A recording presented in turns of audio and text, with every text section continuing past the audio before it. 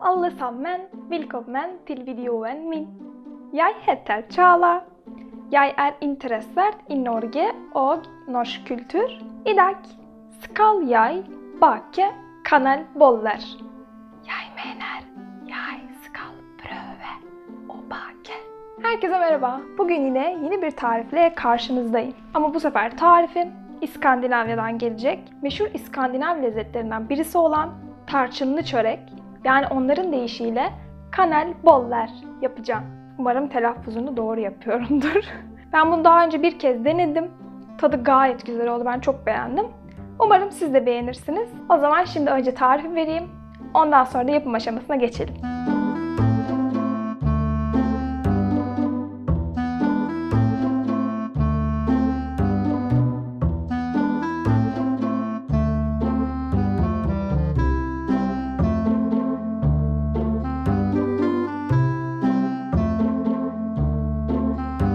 Ben şimdi bu kavanozun içinde kuru malzemelerimi karıştırdım. Yani un, maya, tuz ve şekerimi koydum.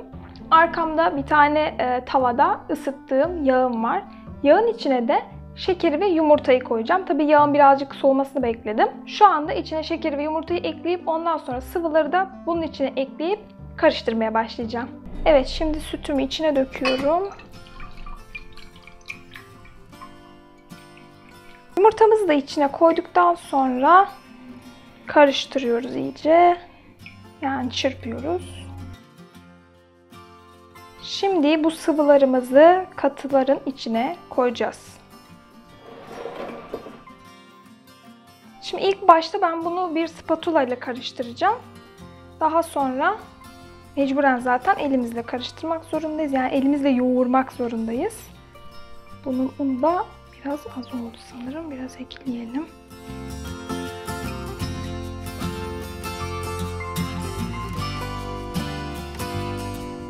Bu arada bugün annem yok. Annemin yokluğunu hissediyorum. Annemsiz yapacağım ilk tarif olacak. Nasıl olacak merak ediyorum. Çünkü bunu yoğurmam gerekecek. Yoğururken umarım elime yapışmaz. Ve birisine ihtiyaç duymam çünkü. Bunu yalnız yaptığım için bayağı zor olacak bu. Bunun sanki kıvamı oldu gibi ama yok ya. Oo. Oh, yoruldum ya. Evet, şimdi yoğurma kısmına geçelim bakalım.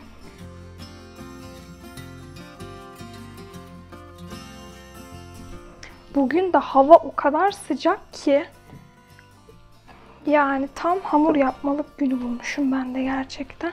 Ve artık yoruldum yoğurmaktan. Ama artık oldu gibi bence. Yani kıvamı iyi gibi. Evet, hamurumu yoğurdum. Bunu 20 ile 30 dakika arası dinlenmeye bırakacağım. Bu sırada da içini yapacağım. İç malzemesi var. Daha sonra da hamurumuzu açıp içini yerleştirip rulo yapacağız ve de fırına vereceğiz. Şimdi iç malzemesini yapmamız için yağ, şeker ve de tarçına ihtiyacımız var.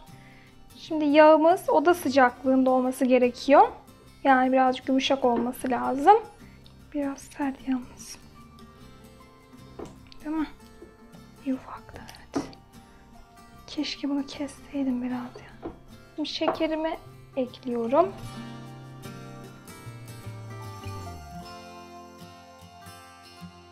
Şimdi bunu güzelce karıştırıyoruz.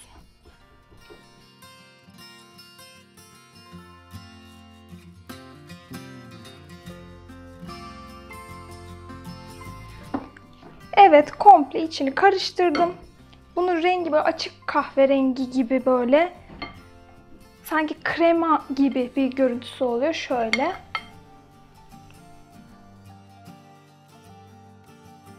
İçimiz de hazır.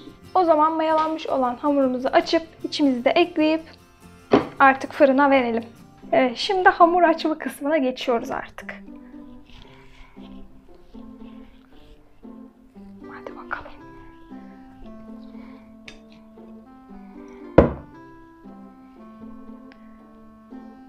Bu arada söylemem gerekir ki hamur açmayla uzaktan yakından alakası olmayan bir insanım. Şu anda hayatımda ikinci kez hamur açacağım.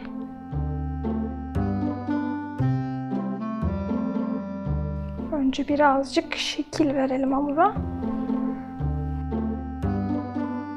Vallahi hamurun kıvamı gayet de güzel olmuş. Gayet de beğendim.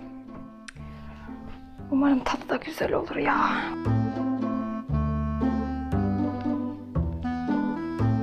Şimdi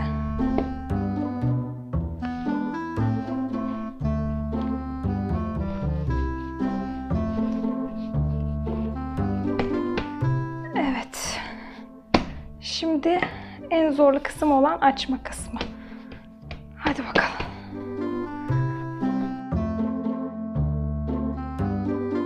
Evet, ilk başta da bu hamurun açılmama durumu gerçekten bayağı bir sıkıntı yani.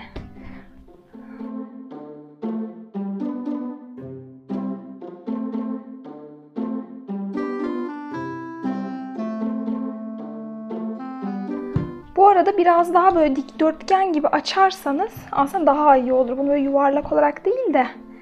Çünkü bunu böyle açtıktan sonra içi yerleştireceğiz. Daha sonra kesip yuvarlayacağız.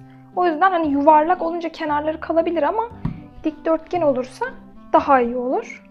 Ben şu an dikdörtgen yapmaya çalışıyorum.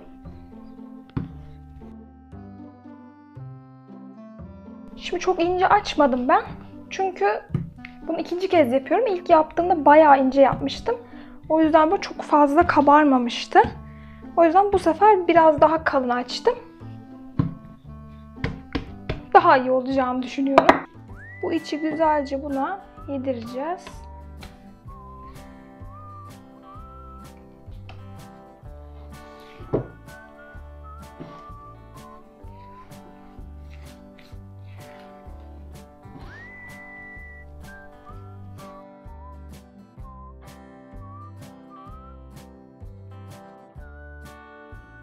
İç malzemesini de bu şekilde içine sürdük.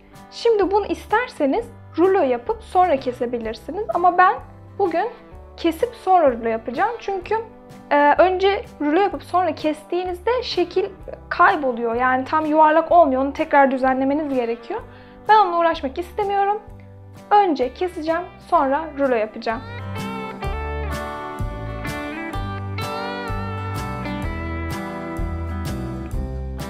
Şöyle şu şekilde. Bunları böyle aralıklarla koyuyorum çünkü bu bayağı kabaracak. O değil de bugün hiç sakarlık yapmadım enteresan bir şekilde.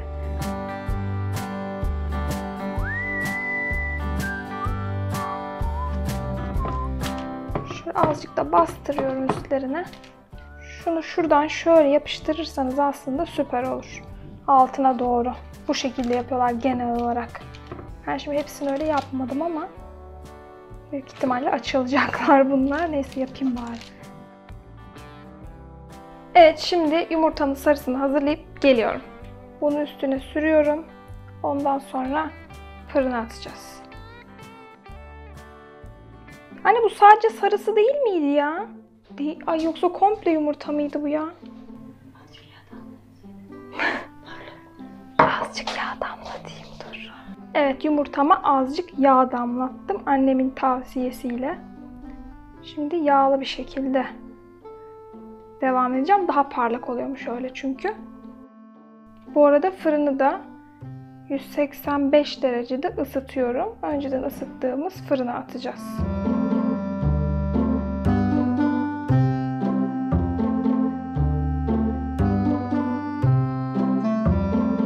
Evet, yumurta sürme işlemimiz bittiğine göre şimdi fırına atabiliriz. Evet, çöreğimiz fırında pişerken şimdi üstüne glazür gibi bir şey yapacağım. Bunun için pudra şekeri ve sütümü koyup karıştırıyorum.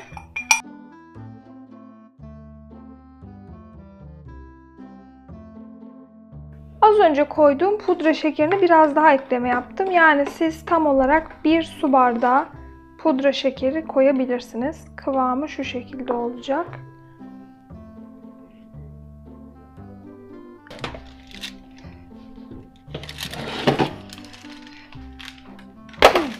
Evet çörek... Oy! Evet çöreklerimiz pişti. 170 derecelik fırında yaklaşık 20-25 dakika kadar pişirdik. Sonuç bu. Şimdi ben bunları tabağa alacağım ve üstüne bu glazürümüzden dökeceğim.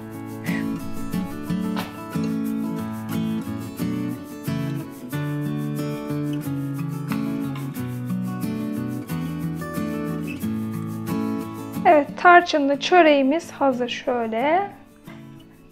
Bu şimdi tadına bakıyorum.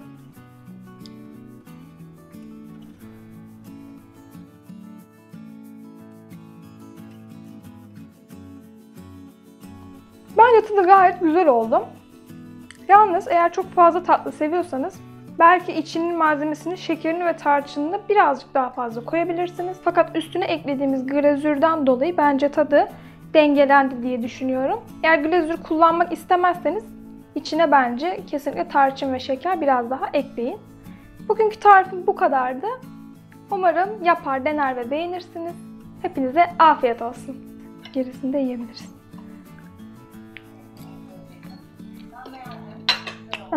Üstü güzel olur biliyor musun? Glazüre.